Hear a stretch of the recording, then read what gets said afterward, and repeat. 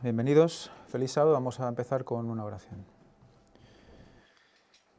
Padre nuestro que estás en los cielos, sea santificado tu nombre, Señor, aquí ahora en este especial día que nos regalas de nuevo. Padre, te pido que seas tú y no yo el que hable. Te pido que nos guíes a comprender qué es lo que nos quieres decir para estos últimos tiempos. Ayúdanos a saber elegir, discernir entre el bien y el mal. Te lo pedimos todo en el nombre santo de Jesús.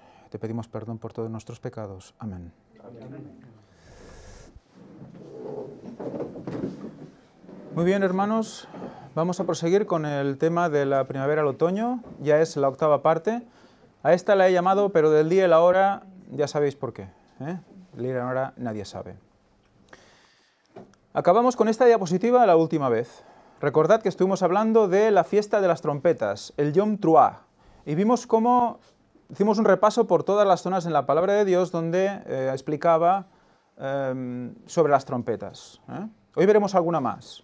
Pero vimos un detalle y era el significado especial de la palabra Teruah, porque se ocupaba solo para definir cierto tipo de sonido de trompeta. Un sonido de trompeta que vimos que tenía que ver con ¿qué? Pues ahora lo vamos a ver, a recordar.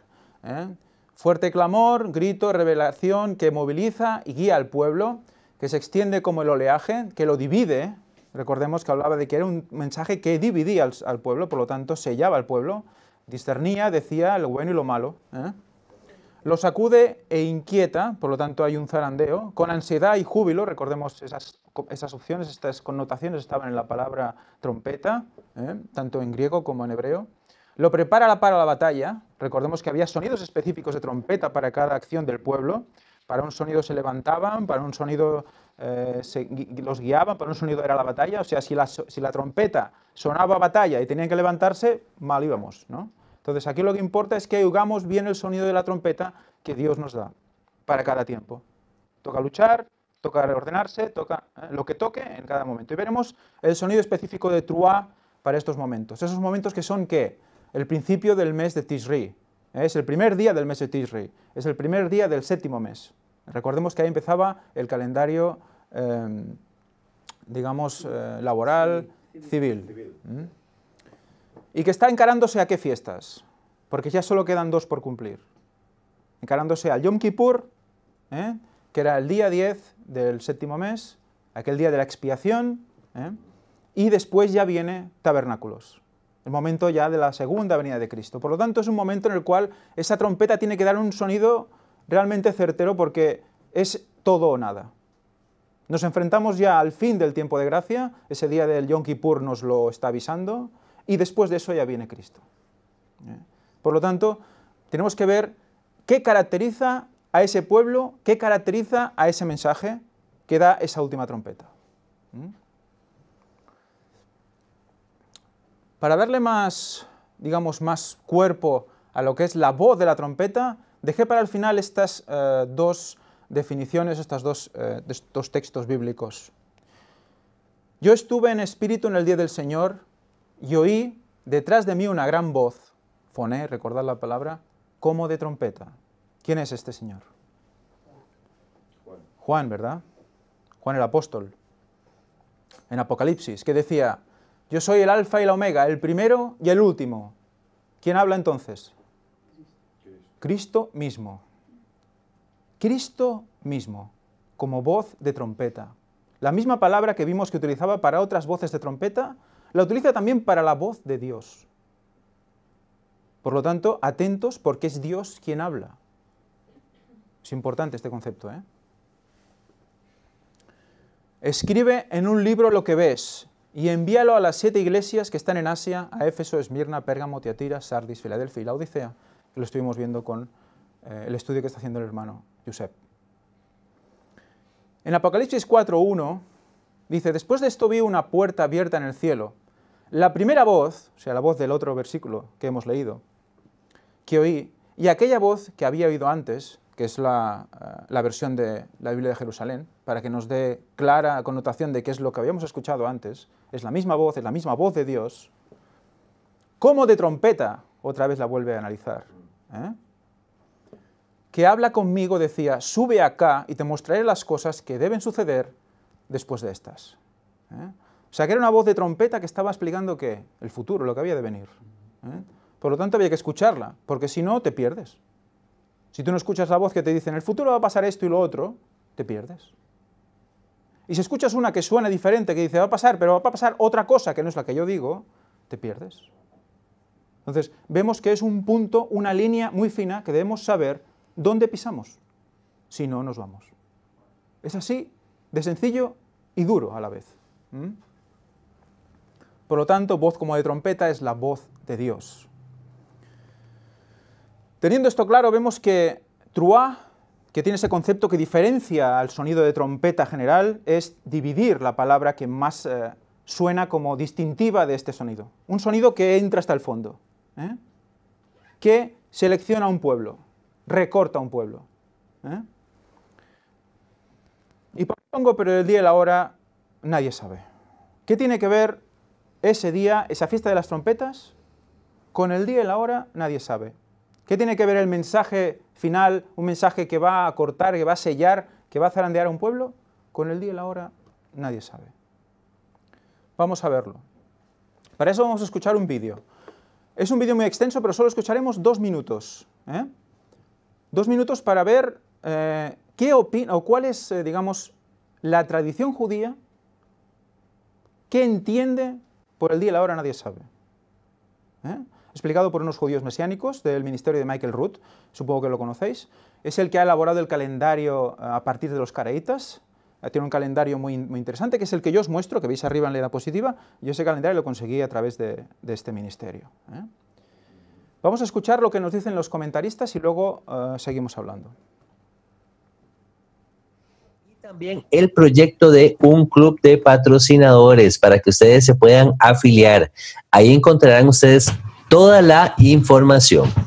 Bueno, el día de hoy, como les comentaba, tenemos una edición especial, ya que estamos, hermanos, a tan solo unos cuantos días de celebrar el Día de Trompetas. De acuerdo al calendario bíblico hebreo, tengo por acá que se estima que estaremos viendo la luna el día, vamos a ver, el día 10 de septiembre al anochecer es cuando esperamos poder ver la luna y entonces poder celebrar el Día de Trompetas, bueno, a partir de ese momento hasta el día 11 de septiembre al atardecer. Eso si llegamos a ver la luna el día 10 de septiembre.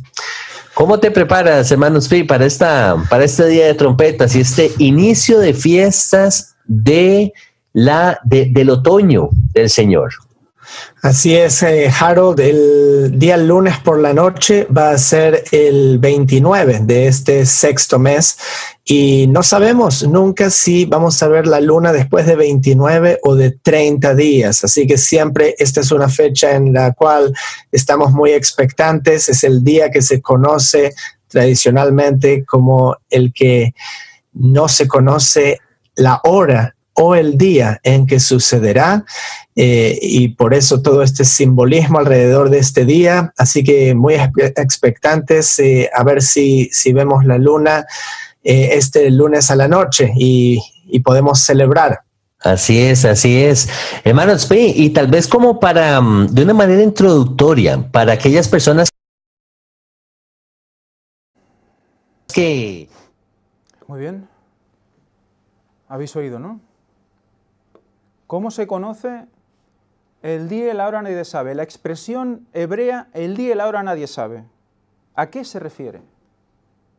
Era un hebraísmo, es un hebraísmo. ¿Qué quiso decir Cristo con el día y la hora nadie sabe? Evidentemente tiene un significado literal.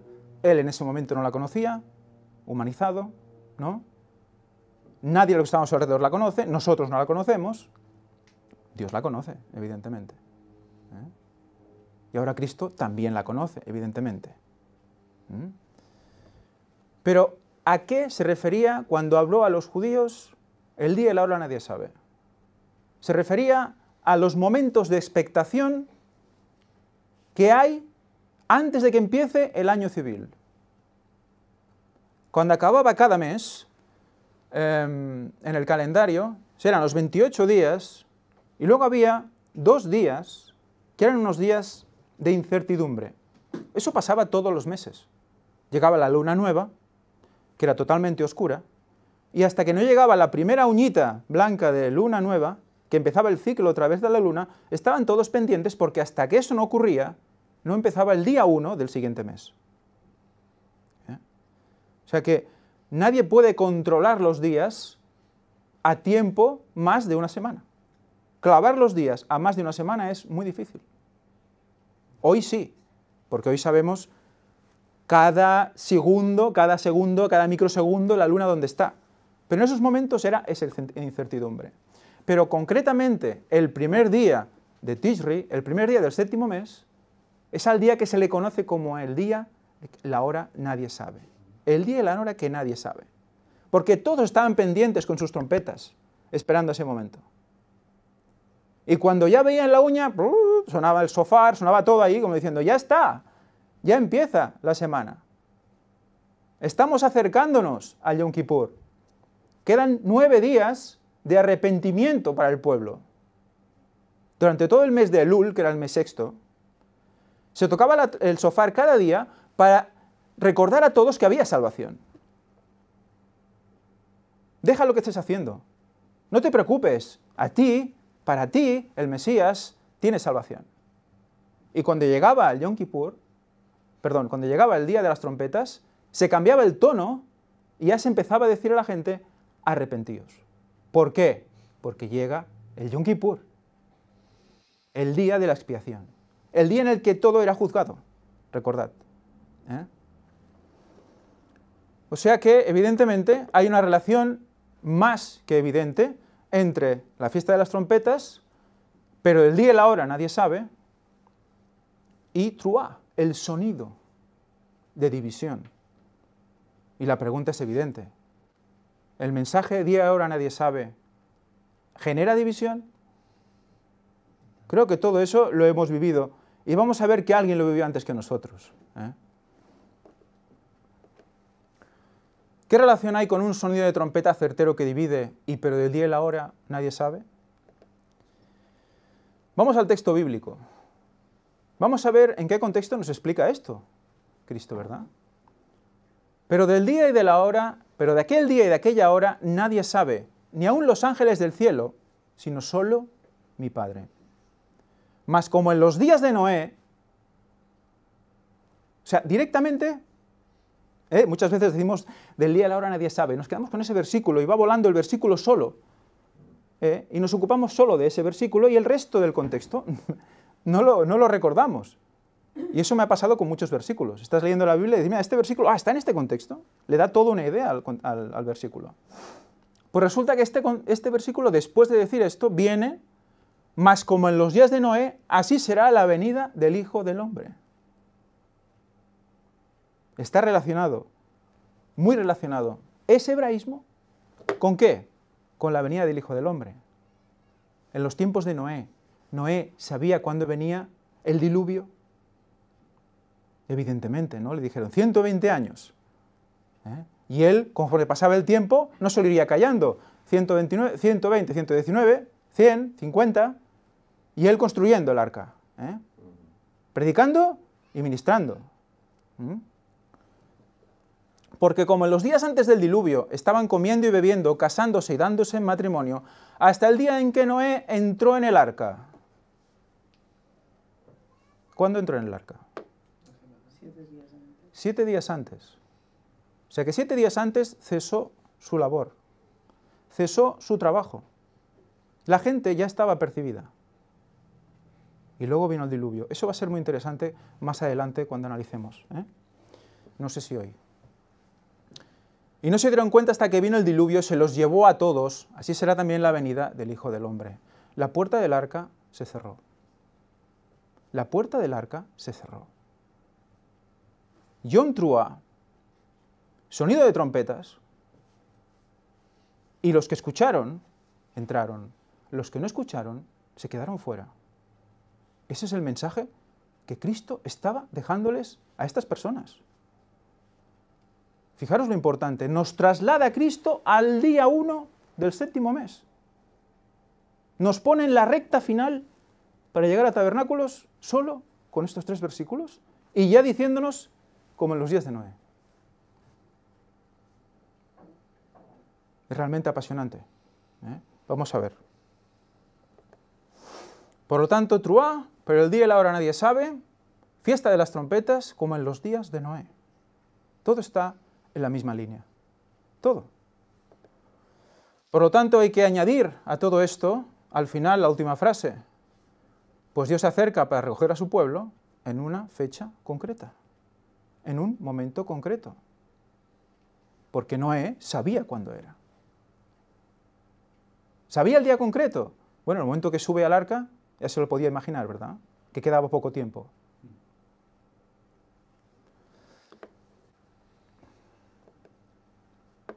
Pero el día y la hora nos emplaza al sonido de la trompeta en el mes de Tisrei, y unido a como en los días de Noé, será la venida del Hijo del Hombre.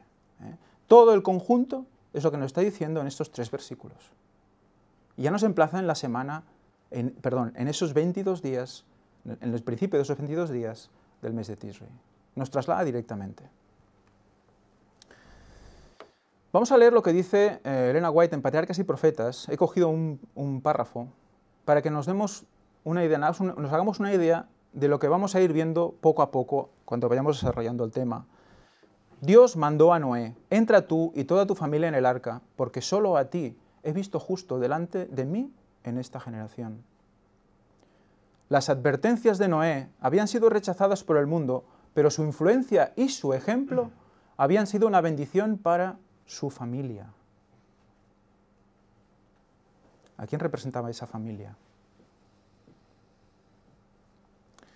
Como premio por su fidelidad e integridad, Dios salvó con él a todos los miembros de su familia. Qué estímulo para la fidelidad de los padres. Esto en el contexto familiar es comprendido. Pasó también en otros puntos de la Biblia, en el Nuevo Testamento incluso, ¿no? Cornelio y demás. Pero a nivel de iglesia, la familia de Dios, siempre hay alguien que tiene que dar el sonido certero.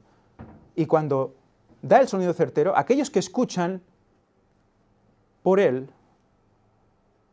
son conocedores de la verdad y por lo tanto accesibles a la salvación. Creyeron por él y entraron en el arca. Y es muy interesante porque son 8 personas. Siempre hemos dicho, esto representa a los 144.000, que viene Cristo y los recoge y demás. Pero es que justamente es un divisor exacto de 144.000. 18.000 por 8 son 144.000. Y es muy curioso porque cada uno representaría hacia 18.000. Bueno, es igual, 8 y 1, 9, también es juicio. Y 144.000, ¿qué es? Juicio también, porque suma 9 también. Fijaros como al final estamos en el juicio, juicio, juicio. Está representando a los 144.000.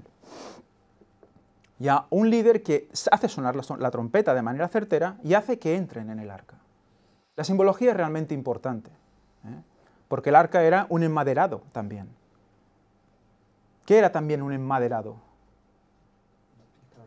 El tabernáculo es un enmaderado. ¿Y qué representaba el tabernáculo enmaderado? Al cuerpo de Cristo. Igual que el arca representa al cuerpo de Cristo, ¿verdad? ¿Y estaba pintada de rojo o no estaba pintada de rojo? O sea, es muy interesante este concepto. Lo que está diciendo Cristo en esos 3 versículos es muy amplio.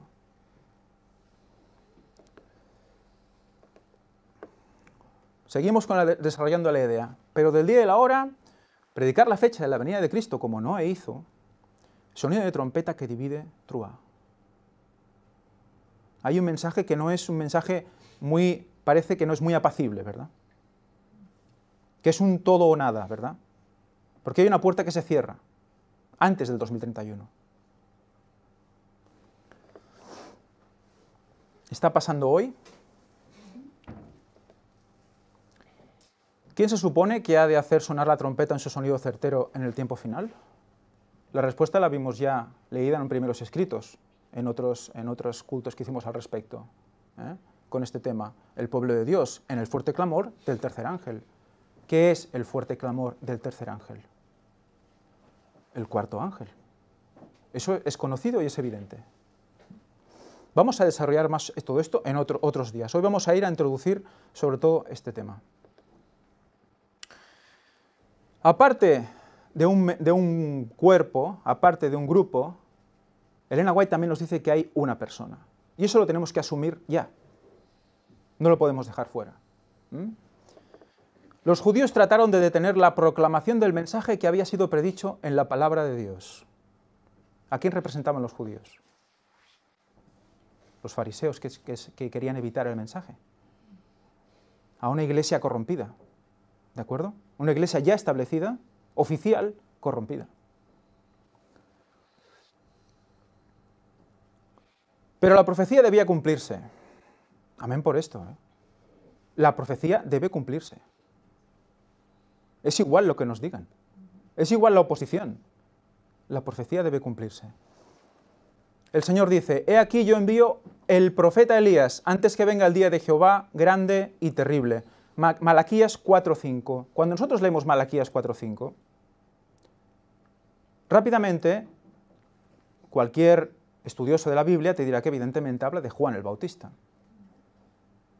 que es el que viene con el espíritu y poder de Elías, antes de que Cristo venga por primera vez, o al menos se manifieste en su obra, ¿verdad? Pero aquí, ¿qué nos dice? Alguien ha de venir en el espíritu y poder de Elías, y cuando aparezca, está hablando ella, siglo XIX, finales, y habla de un futuro. Y sabemos que es un hombre, por la traducción del inglés. Cuando él aparezca, when he appears, quizá digan los hombres, tú eres demasiado celoso. Esta traducción es buena. En otras pone piadoso, y es mala. Es mala traducción de earnest. Earnest es celoso, vehemente, poderoso en el hablar, fuerte, directo, ¿de acuerdo? Demasiado celoso. No interpretas las escrituras de la debida manera. Permíteme que te diga cómo enseñar tu mensaje. Vamos a ir viendo cómo identificar el mensaje del tercer Elías, cómo identificar al tercer Elías. Porque va a ser la base para ir en la línea correcta.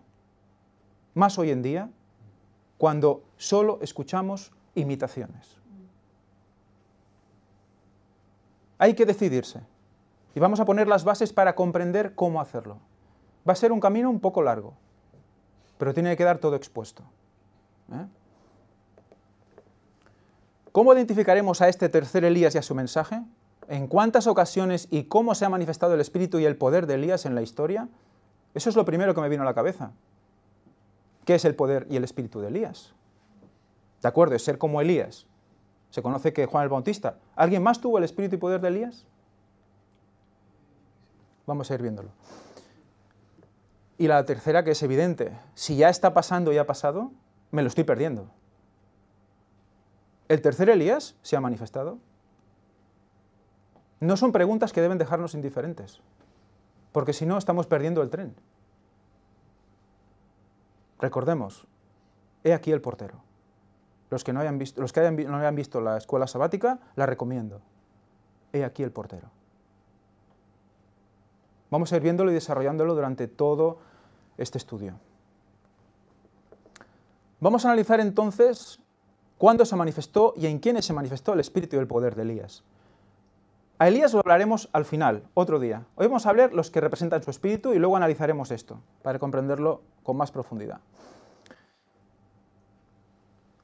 ¿Ya había pasado antes la controversia con el tema del día y la hora? ¿O somos los primeros que nos encontramos con este problema? No somos los primeros, ¿verdad? 1844.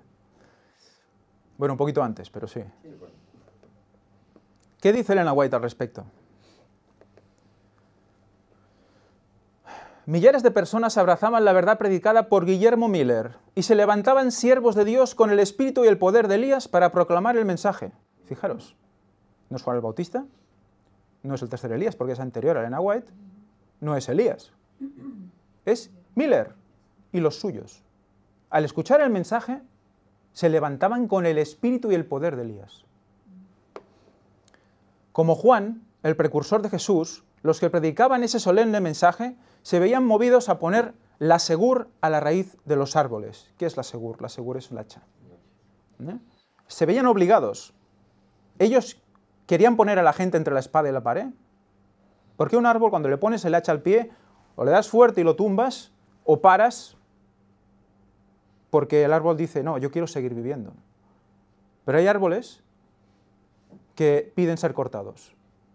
¿Por qué? ¿Porque tú quieras cortarlos? No, porque el mensaje simplemente mueve el hacha. Tú solo la llevas, pero no la mueves. Aceptar el mensaje o no. Aceptar el mensaje o no es lo que hace que el árbol se quede de pie o no quede de pie, o quede tumbado, totalmente. Y se cortan de raíz, por lo tanto no hay renuevo posible. No hay renuevo posible. Los que saben de árboles saben que si cortas un árbol, a veces surge alguna ramita y renace, ¿no? Si queda un tocón, pero cortado de raíz no hay árbol que valga. Y exhortar a los hombres a que diesen frutos de arrepentimiento. Evidentemente, ¿qué es lo que se le dice a las personas? Arrepentíos. En su momento, ¿qué también? Arrepentíos y bautizaos. En Hechos también, arrepentíos y bautizaos. Es el mensaje de toda la historia. ¿Por qué? Es una oportunidad para cambiar, ¿no? No se va por ahí matando gente. Lo que vamos por ahí es haciendo que la gente reconozca que hay una posibilidad de arrepentimiento. Y que hay esperanza. Propendía su testimonio a influir poderosamente en las iglesias y manifestar su verdadero carácter. Al resonar la solemne amonestación de que huyesen de la ira venidera, muchos miembros de las iglesias recibieron el salutífero mensaje y, echando de ver sus apostasías, lloraron amargas lágrimas de arrepentimiento y con profunda angustia de ánimo se humillaron ante Dios. Cuando el de Dios se posó, cuando el Espíritu, es el Espíritu, pasa que, bueno, un día os explicaré por qué pasa esto. Cuando el Espíritu de Dios se posó sobre ellos, ayudaron a difundir el pregón: temed a Dios y dadle gloria, porque la hora de su juicio ha llegado. La predicación de una fecha definida para el advenimiento levantó violenta oposición en todas partes, desde el ministro en el púlpito hasta el más descuidado y empedernido pecador. Desde el más alto hasta el más bajo. Y fijaros, es el primer ángel, temed a Dios y dadle gloria. El ministro hipócrita y el descarado burlón decían, fijaros, ¿quién habla? El ministro hipócrita, por lo tanto el que dirige. Y el descarado burlón, el día y la hora.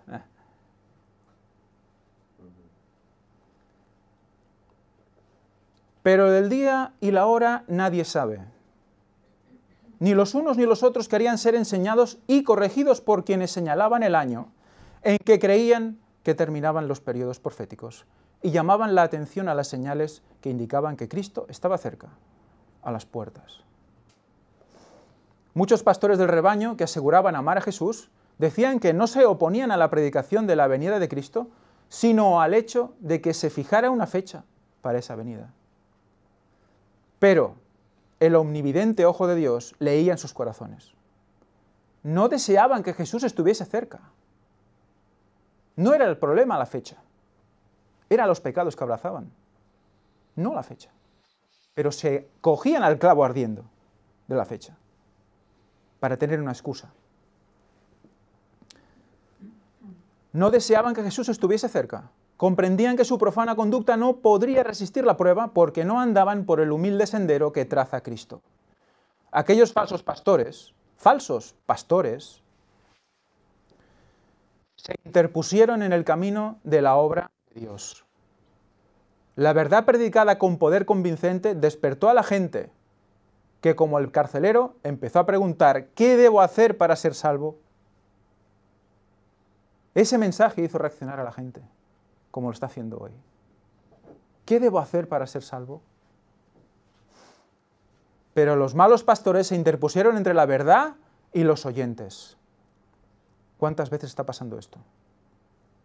Predicando cosas halagadoras para apartarlos de la verdad. Se unieron con Satanás y sus ángeles para clamar paz, paz, cuando no había paz.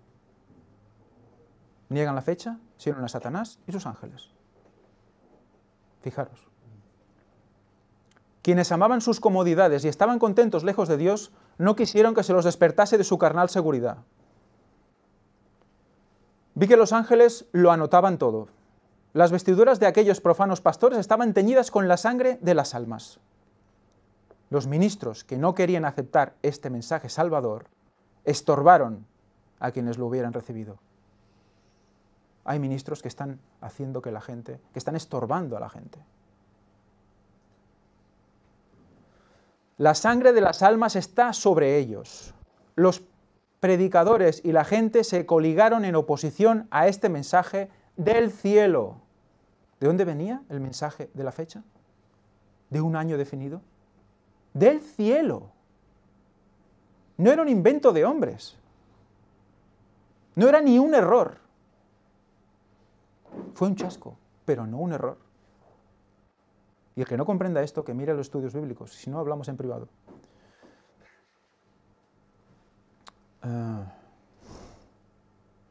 Para perseguir a Guillermo Miller, o sea, todo esto era ¿para qué? Para perseguir a Guillermo Miller y a quienes con él se unían en la obra.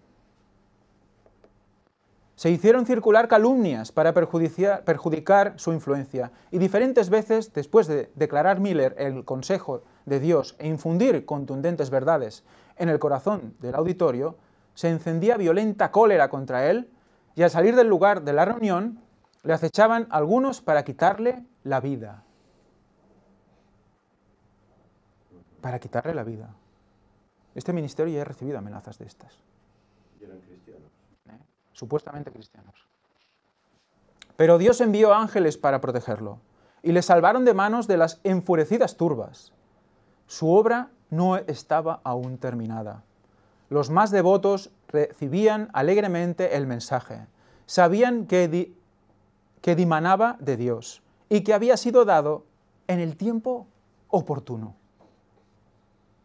Los que reconocían el mensaje sabían que venía de Dios y que llegaba en el momento justo. Los ángeles contemplaban con profundísimo interés el resultado del mensaje celestial, y cuando las iglesias se desviaban de él y lo rechazaban, consultaban ellos tristemente con Jesús, quien apartaba su rostro de las iglesias y ordenaba a sus ángeles que velasen fielmente sobre las preciosas almas que no rechazaban el testimonio, porque aún había de iluminarlas otra luz, los otros ángeles posteriores. Pero fijaros, los ángeles, por supuesto, que vienen del cielo, aquí están a favor de ese mensaje. Protegerán especialmente ese mensaje, porque no era un mensaje que no venía del cielo. Vi que si los que se llamaban cristianos, hubiesen amado la aparición de su Salvador y hubiesen puesto en él sus afectos, convencidos de que nada en la tierra podía compararse con él, habrían escuchado gozosos la primera intimación de su advenimiento. Pero el desagrado que manifestaban al oír hablar de la venida de su Señor era prueba concluyente de que no le amaban. Hablemos de amor de Dios. Muchos hablan de verdad, muchos hablan de amor, pero ¿quién habla del amor a la verdad? Amor a la verdad. No le amaban, porque no aceptaban la verdad. El que ama a Dios, cuando ve la verdad, la abraza. Satanás y sus ángeles triunfaban echando en cara a Cristo, y sus ángeles, que quienes profesaban ser un pueblo, tenían tan poco amor a Jesús, que no deseaban su segundo advenimiento. O sea, Satanás se burlaba. ¿Podéis burlaros lo que queráis de nosotros? Entonces, ¿de quién sois hijos? ¿De quién? ¿Del diablo? Conflicto de los siglos, página 368. Nadie sabe el día ni la hora. Era el documento aducido con más frecuencia por los que rechazaban la fe del advenimiento. El pasaje bíblico dice: empero del día y la hora nadie sabe, ni aun los ángeles de los cielos, sino mi Padre solo. Los que estaban esperando al Señor dieron una explicación clara y armoniosa de esta cita bíblica, y resultó claramente refutada la falsa interpretación que de ella hacían sus adversarios. Ya lo hemos presentado en otras ocasiones, pero quería volver a presentarlo, porque hemos oído la voz de los mismos judíos mesiánicos explicando qué significa.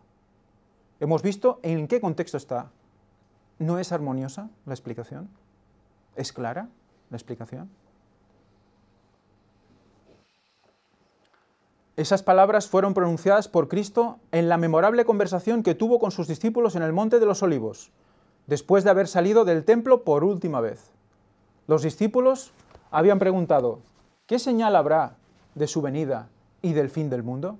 Jesús les dio las señales y les dijo, cuando veáis todas estas cosas, conoced que está cerca, a las puertas. A las puertas. Hay un portero, recordad, ¿eh? No debe interpretarse una declaración del Salvador en forma que venga a anular otra, que hemos visto hoy en la escuela sabática. Justamente esto. Nada nuevo anula lo anterior. Lo amplía, lo complementa, le da más luz, más profundidad. Aunque nadie sepa el día ni la hora de su venida, se nos exhorta y se requiere de nosotros que sepamos cuándo está cerca. Se nos enseña además que menospreciar su aviso y negarse a averiguar cuándo su advenimiento esté cercano. Negarse a averiguarlo ya es burlarse. Negarse a averiguarlo. Puedes saberlo o no saberlo, pero negarte a buscarlo, negarte a averiguarlo, es pecado.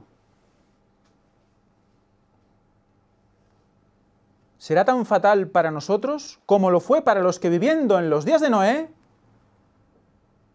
otra vez, no supieron cuándo vendría el diluvio? Esto es lo que estaba diciendo en los versículos bíblicos.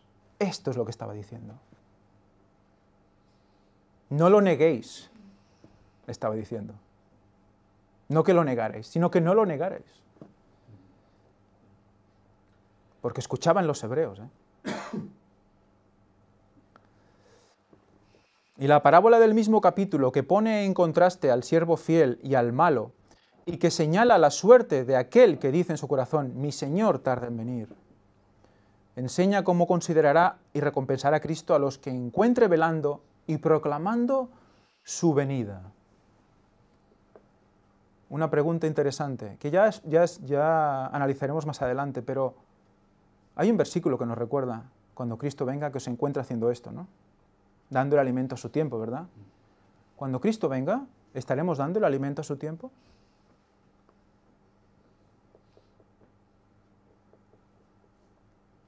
¿O estaremos escondidos? ¿O ya el tiempo de gracia se habrá acabado y aunque nosotros demos el mensaje, ya no habrá nada que hacer con los perdidos? ¿Qué de las dos cosas estamos haciendo? ¿Es una contradicción? ¿Se equivoca la palabra de Dios? ¿No lo entendemos bien? Si buscamos en hebreo se entiende esto, ¿eh? Entonces, ¿por qué dice eso, que cuando llegue o se encuentre haciendo esto? ¿Qué es el fin del mundo? Lo estuvimos viendo, ¿verdad? Lo estuvimos viendo ya en primavera del otoño, ¿qué es el fin del mundo? Y el fin del mundo es el zarandeo. El fin del mundo es el sellamiento. El fin del mundo es negar al Espíritu Santo. En ese mensaje que divide. Eso es el fin del mundo. El día 1 ya empieza el fin del mundo. Con la trompeta ya empieza el fin del mundo. Que os encuentre haciendo esto, dice. Porque cuando yo venga, ¿y cómo viene si no es Él? ¿Quién viene?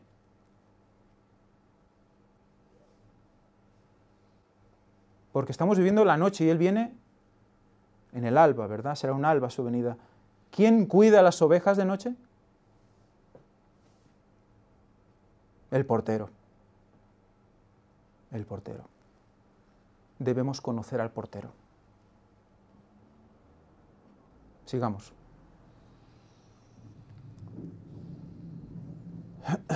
No sé ni dónde estoy.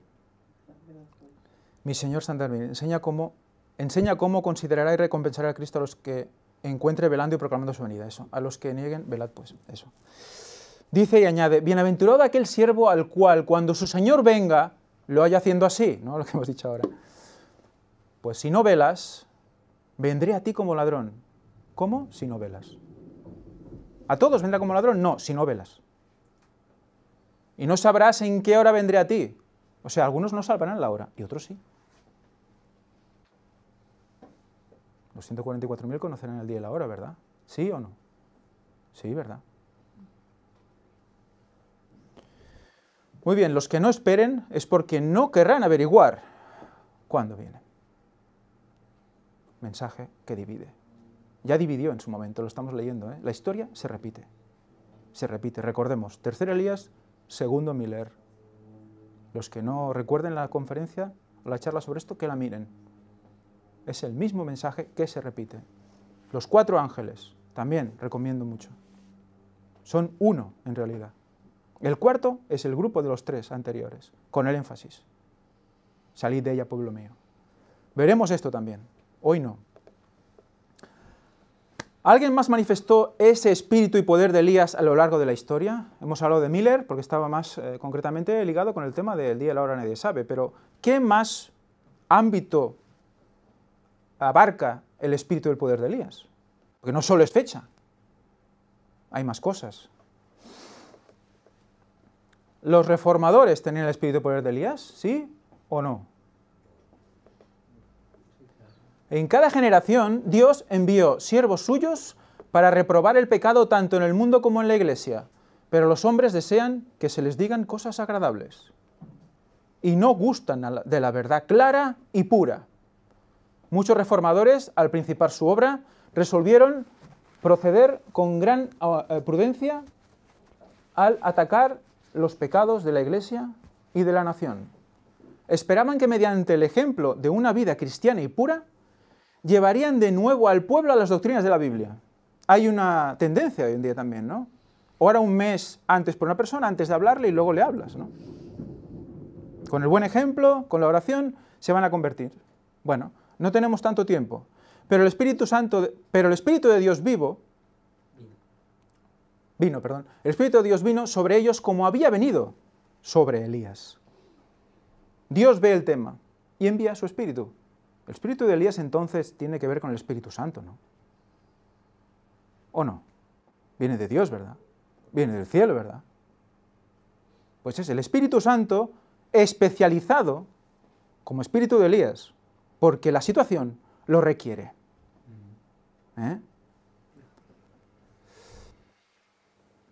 Impeliéndole a censurar los pecados de un rey malvado y de un pueblo apóstata. O sea, no viene este día, esta fecha, no, también hay otra cosa ahí. Hay un rey malvado y un pueblo apóstata, que hace falta denunciar. No pudieron dejar de proclamar las declaraciones terminantes de la Biblia que habían titubeado en presentar, ¿no? Ay, ¿lo digo o no lo digo? Seguro que no será un momento de división, no será tal. Pero llega el Espíritu y dice, no, esto tiene que decirse. No podemos esperar más. Se vieron forzados a declarar diligentemente la verdad y señalar los peligros que amenazaban a las almas. ¿Eso es amor o no es amor? ¿Es amor a la verdad y amor al prójimo o no? Hay peligro. Tú, cuando quieres a alguien, le avisas del peligro, ¿no? Y lo haces de manera fuerte, vehemente, con celo, porque si no, no se entera ni que es peligroso.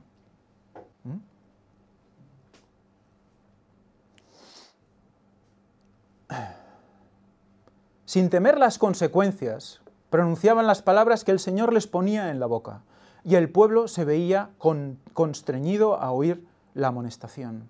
Por lo tanto, cada generación de Dios ha tenido el espíritu de Elías, porque en cada momento ha habido alguien que ha tenido que levantarse y decir, esto no es así. Y se os pueden ocurrir miles de nombres. ¿Jeremías y Pablo tenían el espíritu de Elías? Elías fue acusado de turbar a Israel. Qué raro esta acusación, ¿verdad? Jeremías lo fue de traidor. San Pablo, de profanador del templo. Desde entonces hasta ahora, los que quisieron ser leales a la verdad fueron denunciados como sediciosos, herejes o cismáticos. ¿Qué es cismático? Cismático es dividir, ¿no? ¿Soy yo que quiero partir la iglesia? No. ¿Qué la parte? El hacha, ¿no? Es el mensaje el que la parte. Es la trompeta el que divide. Es truá el que divide. Multitudes, o sea, somos víctimas del mensaje. Tanto los que lo dan como los que lo reciben. A nivel humano, multitudes que son demasiado descreídas para aceptar la palabra segura de la profecía, aceptarán con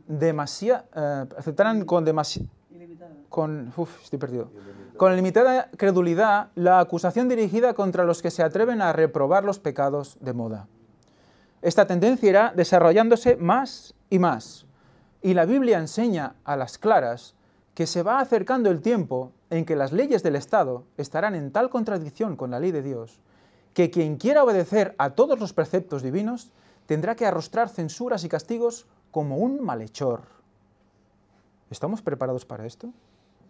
Es espíritu de Elías, ¿eh? En vista de esto, ¿cuál es el deber del mensajero de la verdad? Llegará tal vez a la conclusión de que no se debe predicar la verdad, puesto que a menudo no produce otro efecto que el de empujar a los hombres a burlar o resistir sus exigencias. No. El hecho de que el testimonio de la palabra de Dios despierte oposición no le da motivo para callarlo, como no se lo dio a los reformadores anteriores. Hay oposición, me van a perseguir, me voy a quedar solo. Es igual, porque el espíritu de Elías es el que lo mueve. La confesión de fe que hicieron los santos y los mártires fue registrada para beneficio de las generaciones venideras. Los ejemplos vivos de santidad y de perseverante integridad llegarán hasta nosotros para inspirar valor a los que son llamados ahora a actuar como testigos de Dios.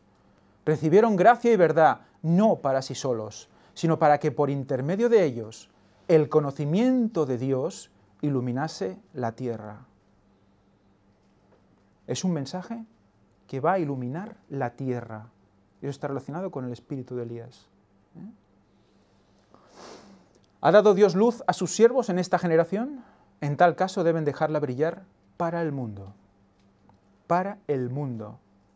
El destino es el mundo. Hechos de los Apóstoles.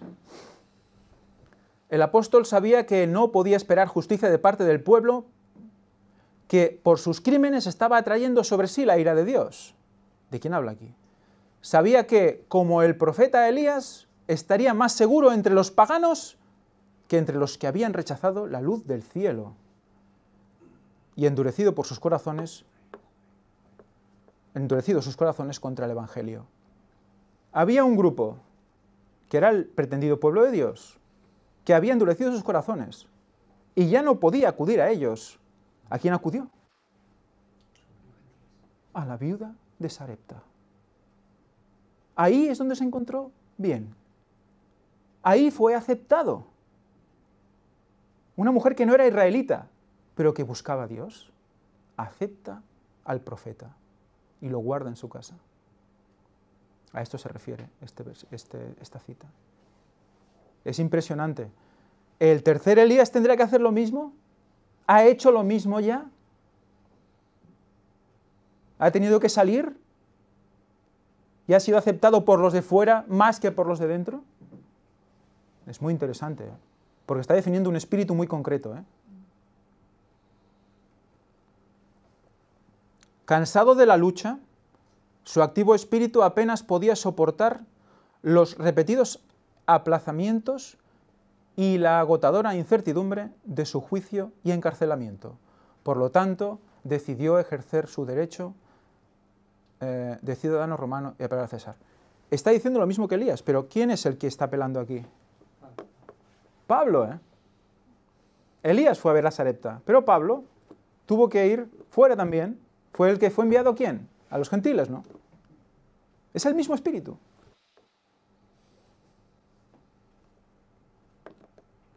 Eliseo. Cuidado con Eliseo,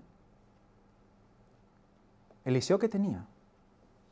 Porque hablamos mucho de Elías, Hablamos mucho de Elías, El efectivo reproche de Eliseo ante la insolencia es un error, perdón, el título, esto es el título, es un error la idea de que debemos someternos a los caprichos de los niños perversos. Eliseo, en el mismo comienzo de su obra, fue burlado y befado por los jovenzuelos de Betel. Era un hombre muy bondadoso, pero el Espíritu de Dios lo movió a pronunciar una maldición contra los maldicientes. Ellos habían oído de la ascensión de Elías y habían hecho objeto de sus burlas a ese solemne acontecimiento. Eliseo demostró que no habían de burlarse de él, viejos o jóvenes, en su sagrado ministerio. Cuando le dijeron que ascendiera, como Elías lo había hecho antes, los maldijo en el nombre del Señor. El terrible juicio que cayó sobre ellos provino de Dios. Iros burlando del mensaje del tercer Elías. Iros burlando. ¿Qué pasó aquí? Eliseo, que tenía doble porción del espíritu de Elías. Doble porción. Muy interesante también. Recordemos que Elías, al ascender, le dice, ¿qué quieres, no? Y él lo que quiere es doble porción de su espíritu, le dice, ¿no? Dice, si me ves ascender, te la daré. Y efectivamente asciende al cielo, en vida Elías, y es cuando él recibe la doble porción. No nos burlemos del mensaje, como hicieron con Miller. Burlones, decía. Recordemos que los que no aceptaron la entrada en el lugar santísimo de Cristo en 1844, se les cerró la puerta también. O sea que se acabó para ellos también. Muy interesante. No nos burlemos de Elías. Miller otra vez. A Guillermo Miller y sus colaboradores les fue confiada la predicación del mensaje en los Estados Unidos, y la luz que encendieron sus labores resplandeció hasta en tierras distantes. No quedó solo allí, quedó fuera también, llegó fuera también de Estados Unidos.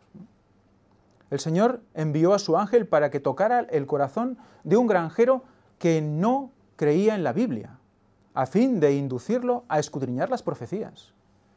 Los ángeles de Dios repetidas veces visitaron a aquel escogido para guiar su mente y abrir a su comprensión las profecías que siempre habían sido oscuras para el pueblo de Dios. Se le concedió descubrir el comienzo de la cadena de la verdad y se lo indujo a buscar eslabón tras eslabón hasta que pudo contemplar maravillado y admirado la palabra de Dios. Vio la perfecta cadena de la verdad, la palabra que según él no era inspirada. Ahora se abría ante sus ojos con su belleza y su gloria. Descubrió que una porción de las Escrituras explica la otra y que cuando un pasaje le resultaba incomprensible, otra porción de la palabra se lo explicaba. Consideró la palabra de Dios con gozo y con el más profundo respeto y reverencia.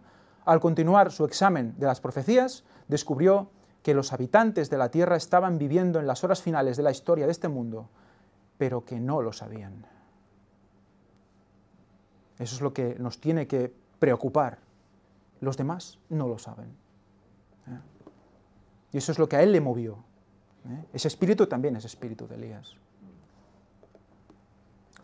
Observó a las iglesias y vio que estaban corrompidas, que habían trasladado sus afectos de Jesús al mundo, que estaban buscando honores mundanales en vez de los honores que vienen de lo alto, que luchaban por las riquezas terrenales en vez de depositar sus tesoros en el cielo.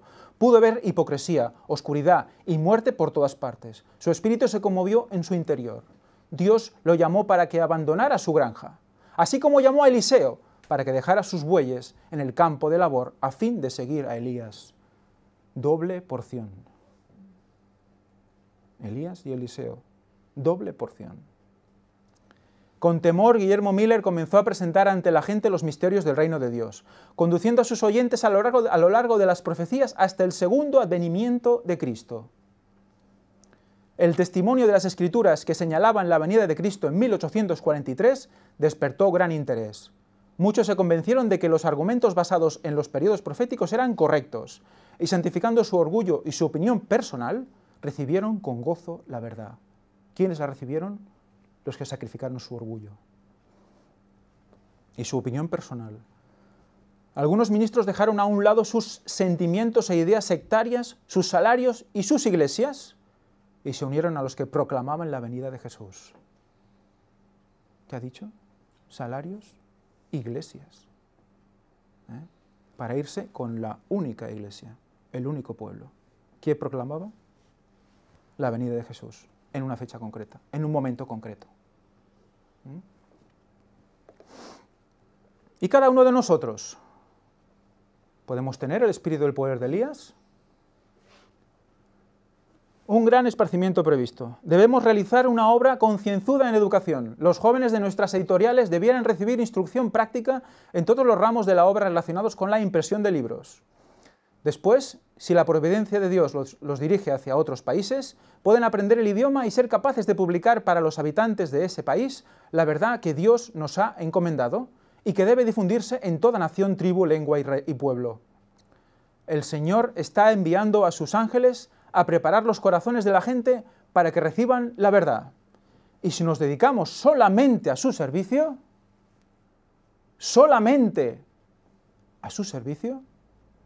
se nos enviará el espíritu y el poder de Elías. ¿Qué podemos hacer nosotros para recibir el espíritu y el poder de Elías? ¿Esperar a que la providencia decida que eres tú? ¿Que tú tienes que moverte? Estoy sentado en el sofá y recibo una llama de fuego y de repente tengo el espíritu y el poder de Elías? ¿Qué es lo que muchas iglesias carismáticas buscan? No, ¿qué está diciendo?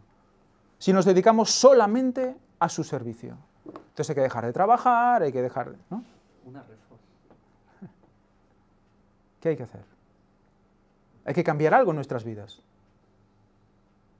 Hay que seguir trabajando, evidentemente. Hay que seguir alimentando a tus hijos, hay que seguir haciendo. Pero todo tiene que ir alrededor de un solo servicio. Entonces comprenderemos a Elías. Comprenderemos el espíritu completo. Jesús, ¿tenía el espíritu de Elías? ¿Tuvo que reformar Jesús? ¿Tuvo que enfrentarse a los profetas de Baal Jesús? Y entró Jesús en el templo de Dios, echó fuera a todos los que vendían y compraban en el templo, y volcó las mesas de los cambistas y las sillas de los que vendían palomas, y les dijo: escrito está, mi casa será llamada casa de oración, mas vosotros la habéis hecho cueva de ladrones. ¿Eso es amor? Madre mía, si es amor. Mateo 23:30, y decís: si hubiésemos vivido en los días de vuestros padres, no habríamos sido sus cómplices en la sangre de los profetas. Bueno, este no era el que quería poner, pero quería poner el de... Veo que con las prisas he puesto otro, pero bueno, interesante también. Quería poner el de: sois engendros de víboras, ¿no? Cristo, al igual que Elías, tuvo que llamarles víboras. ¿A quién? A los fariseos. Curioso que se citen las dos maneras de hablar de esas dos personas. Jesús y Juan el Bautista. Vamos a ver un paralelismo entre ellos, poco a poco. Juan el Bautista. Juan el Bautista nos va a dar un poquito más. ¿Qué hizo grande a Juan el Bautista? Negó su atención al cúmulo de las tradiciones presentadas por los maestros de la nación judía y la dirigió a la sabiduría que viene de lo alto. Antes de su nacimiento, el Espíritu Santo testificó de Juan: porque será grande delante de Dios, no beberá vino ni sidra, y será lleno del Espíritu Santo. Y hará que muchos de los hijos de Israel se conviertan al Señor Dios de ellos.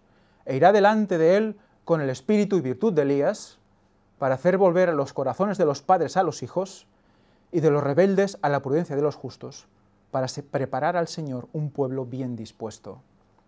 Fijaros, de los padres a los hijos, unir familias. Recordad a Noé y su familia. Hay que volver a unir familias para que esto pueda suceder.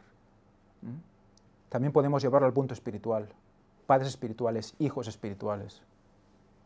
Está la familia de Dios también. Juan el Bautista salió en el espíritu y el poder de Elías para preparar el camino del Señor y para hacer volver el pueblo a la sabiduría de los justos. Él fue un representante de los que viven en los últimos días, a quienes Dios ha confiado verdades sagradas para presentar delante del pueblo con el propósito de preparar el camino para la segunda aparición de Cristo. Juan era un reformador. Y la reforma no es solo alimentaria. La reforma es completa. Completa. Cuerpo, mente, espíritu, iglesia. El profeta Malaquías declara: he aquí, yo os envío el profeta Elías antes que venga el día de Jehová grande y terrible. Él hará volver el corazón de los padres, etc. Esto lo hemos leído también ¿para quién? Para el tercer Elías, ¿recordáis? Malaquías 4:5. Lo hemos leído para él también. Elena White lo escribió en referencia a los dos, al tercero y al segundo, uniéndolos. Uniéndolos. Aquí el profeta describe el carácter de la obra. Los que han de preparar el camino para la segunda venida de Cristo son representados por el fiel Elías, así como Juan vino con el espíritu de Elías para preparar el camino para la primera venida de Cristo. Hay una preparación para la primera que es paralela a la segunda. Hay que estudiarlas para comprender al tercer Elías y a su mensaje. En sus modales e indumentaria se asemejaba al profeta Elías, está hablando de Juan el Bautista, con el espíritu y el poder de Elías. Denunciaba la corrupción nacional y reprendía los pecados prevalecientes. No es solo fecha, hay que decir también otras cosas. ¿Qué está pasando, no? Sus palabras eran claras, directas y convincentes. No se iba por las ramas. Pim, pam, como decimos aquí. Directo al grano. Con la verdad por delante. Y eso molesta. Muchos creían que era uno de los profetas que había resucitado de los muertos. Toda la nación se conmovió, muchedumbres acudieron al desierto. Fijaros qué simbología. ¿Salir de dónde? De las ciudades al desierto para encontrar a Elías. Salir, como decía el otro día, no recuerdo, creo que Javi lo comentó, que hay muchos temas con salir para encontrar a Cristo, en una escuela sabática, lo comentó. Salid, y salieron al desierto y encontraron a Elías. Sin miedo. En pleno desierto estaba Elías, el que decía la verdad. Solo hace falta que haya uno, y que sea certero. La voz de Juan resonó como una trompeta. Vaya, volvemos. Parecía que le habíamos dejado la trompeta, no, volvemos. La voz de Juan resonó como una trompeta. Recordemos que Dios también sonaba como una trompeta. Su comisión era: anuncia a mi pueblo su rebelión y a la casa de Jacob su pecado. Isaías 58:1. No había recibido educación en las escuelas humanas. Dios y la naturaleza habían sido sus maestros. En la tarea de preparar el camino para el advenimiento de Cristo, se necesitaba uno que fuera tan valiente como para hacer oír su voz, al igual que los profetas de la antigüedad, y amonestar a la nación y amonestar a la nación degenerada para que se arrepintiera. Llevaba el peso de todos los profetas anteriores de la antigüedad en él, porque en él se cumplían todas las profecías anteriores y en el que había de venir, al que anunciaba, que predicó durante ¿cuánto? ¿Cuánto tiempo predicó? Juan, 6 meses. 6 meses. Vamos a ir quedándonos ya con el 6.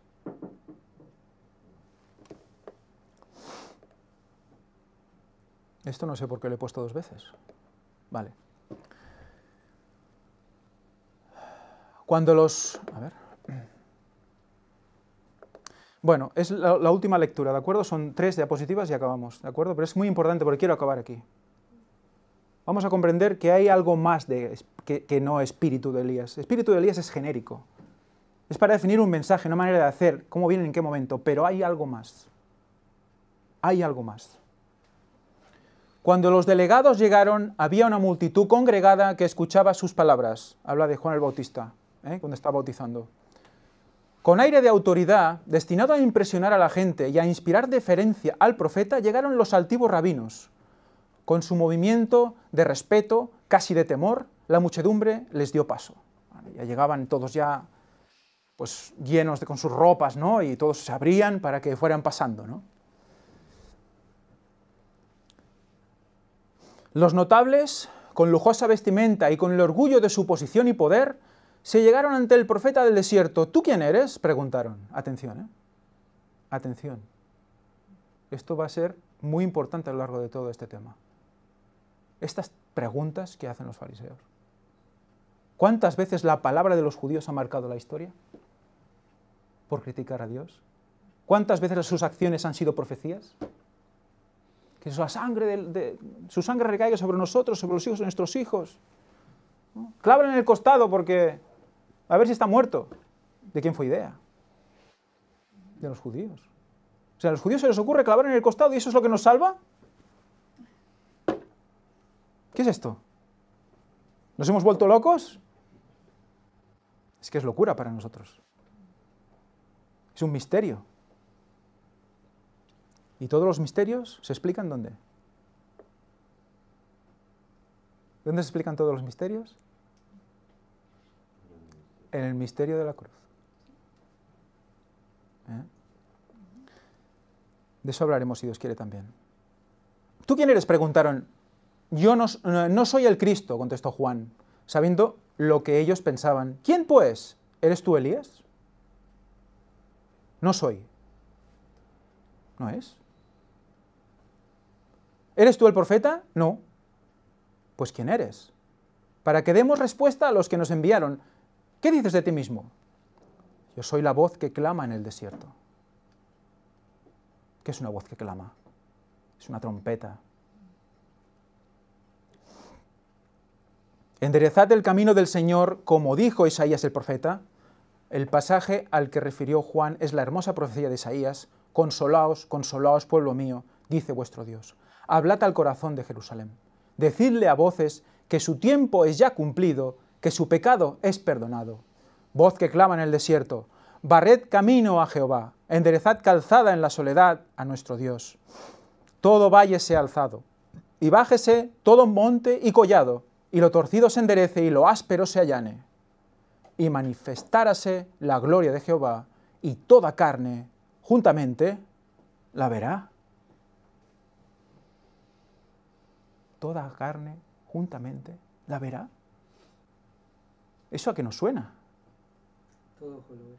A todo ojo lo verá, ¿verdad? Pero eso no se refiere a Cristo. Cuando Él se manifestó, ¿le vio todo ojo? Es muy curioso, ¿eh? Pero cuando se manifestó Juan el Bautista, todo el mundo pasó por ahí a ver qué pasaba. Por eso iba a todas las fiestas. Por eso fueron los 6 meses de cosecha. Porque es cuando venía todo el mundo a verle. ¿Eh? Toda carne. Muy interesante esto. Otra vez un paralelismo, ¿verdad? Antiguamente, cuando un rey viajaba por las comarcas menos frecuentadas de sus dominios, se enviaba delante del carro real a un grupo de hombres para que aplanase los lugares escabrosos y llenase los baches, a fin de que el rey pudiese viajar con seguridad y sin molestia. Esta costumbre es la que menciona el profeta para ilustrar la obra del Evangelio. Todo valle será alzado y bájese todo monte y collado. Cuando el Espíritu de Dios conmueve el alma con su maravilloso poder de despertarla, humilla el orgullo humano. El placer mundanal, la jerarquía y el poder son tenidos por inútiles. Son destruidos los consejos y toda altura que se levanta contra la ciencia de Dios. Y se sujeta todo intento a la obediencia de Cristo. Entonces la humildad y el amor abnegado, tan poco apreciados entre los hombres, son ensalzados como las únicas cosas de valor. Tal es la obra del Evangelio, de la cual el mensaje de Juan era una parte. ¿Cómo? ¿El Evangelio qué es? Por definición, ¿qué es el Evangelio? ¿Qué es la palabra? Cristo, ¿verdad? El verbo. En cambio, y aquí dice que era ¿qué? ¿Qué era Elías? ¿Qué era Juan el Bautista? Una parte de Jesús. Una parte de Jesús. ¿Cuándo era la venida de Cristo? ¿Cuándo era el fin del tiempo, hemos dicho? ¿2031? ¿Sí? ¿O antes? Ahora dirá, mira, pero está diciendo, los tiempos serán acortados. ¿Cuándo es el sellamiento? Antes. Ya lo estuvimos viendo. ¿Cuándo es el zarandeo? Antes. Hay alguien que tiene que hacer algo antes. Aplanar los lugares altos, rellenar los huecos con piedrecitas, para que cuando venga el rey tenga el paso libre y pueda ir recogiendo a todos sin problema, porque ya alguien que es parte de él ha hecho el trabajo. Hablo de un pueblo, hablo de un mensaje y hablo de un líder.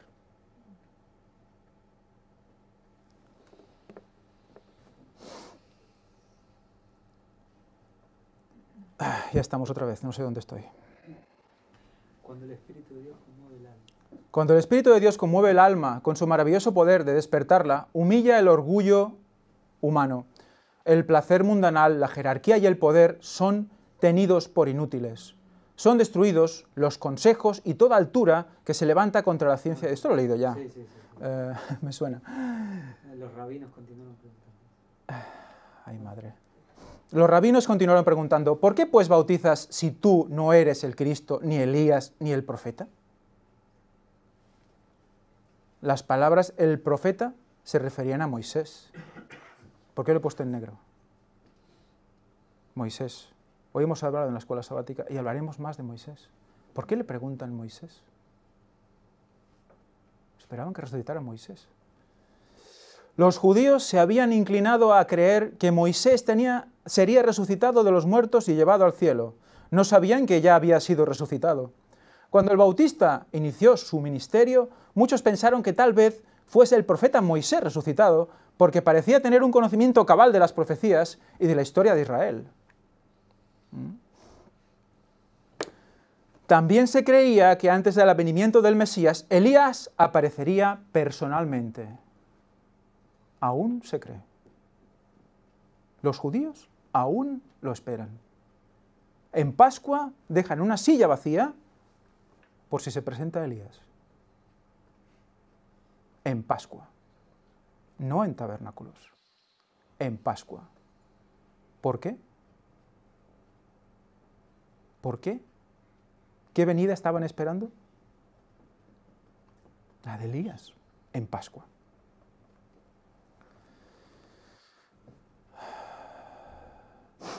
Juan salió al cruce de esta expectación con su negativa, pero sus palabras tenían un significado más profundo. Atentos, por favor. Un significado más profundo. Cuando él dijo no, no era modestia. Era palabra de Dios. Y tenía un significado más profundo. Jesús dijo después, refiriéndose a Juan, y si queréis recibirlo, este es Elías, el que había de venir. ¿Cómo se define a Cristo a veces? ¿El que es? ¿El que era? Y el que ha de venir. Fíjate, Cristo hablando de Elías, parte de él, de esa manera también. Y dice, este es Elías. No dice, este tiene el espíritu y el poder de Elías. Fijaros, es el matiz. Es muy interesante. Dice, este es Elías, completo. El que había de venir. Juan vino con el espíritu y el poder de Elías para hacer una obra como la que había hecho Elías. Veremos, cuando vayamos estudiando, cómo tiene las características de lo que hizo Elías. Mismos sentimientos, misma finalidad. Si los judíos le hubiesen recibido, esta obra se habría realizado en su favor, pero no recibieron su mensaje. Para ellos no fue Elías. Para ellos no fue Elías. Fijaros lo brutal de estas declaraciones. ¿Para quién no fue Elías?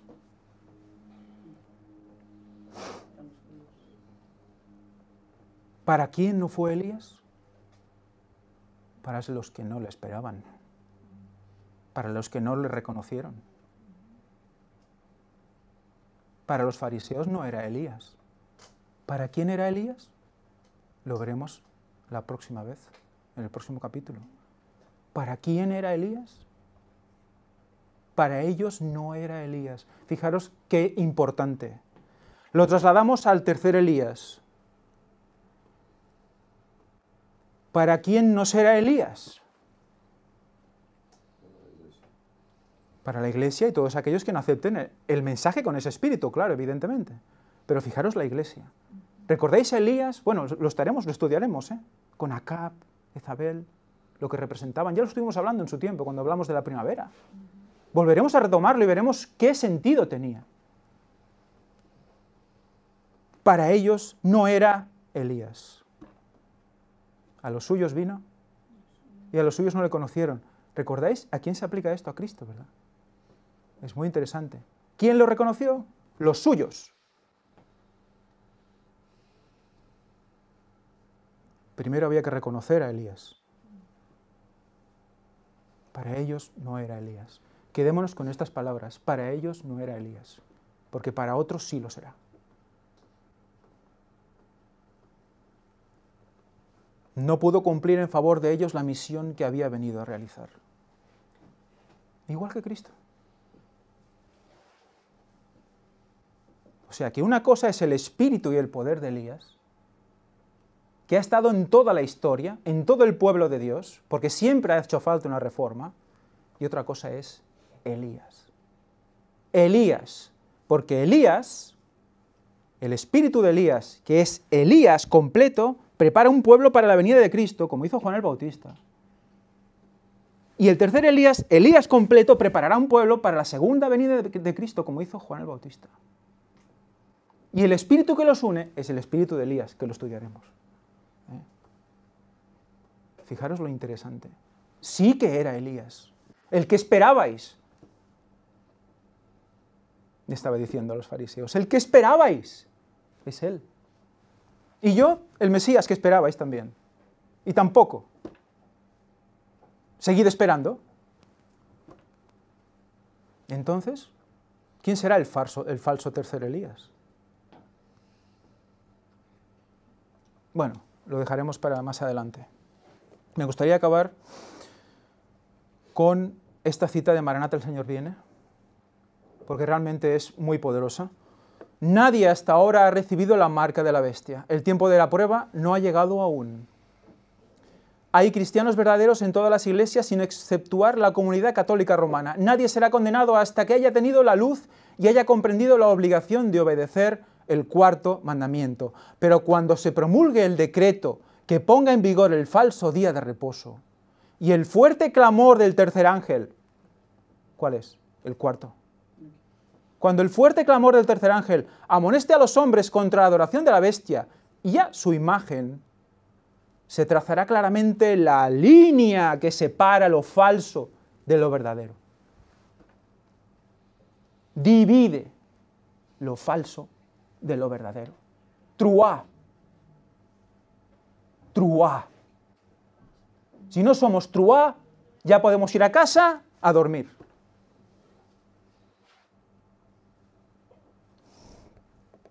Bueno, hermanos, acabamos con una oración.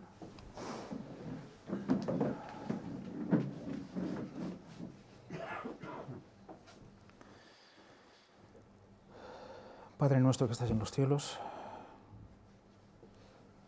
Señor, sea santificado tu nombre. Ha sido toda nuestra intención. Señor, que tu Santo Espíritu haya estado aquí y que nos acompañe en el resto del sábado. Ayúdanos a ser luz, a hacer las cosas como tú crees que debemos hacerlas, no como nosotros lo creemos. Ayúdanos a estar preparados para recibir el Espíritu y el poder de Elías, porque si no, sin ese único Espíritu, no hay iglesia, no hay pueblo, no hay cuerpo. Te lo pedimos todo en el nombre santo de Jesús y te pedimos perdón por todos nuestros pecados. Amén. Amén.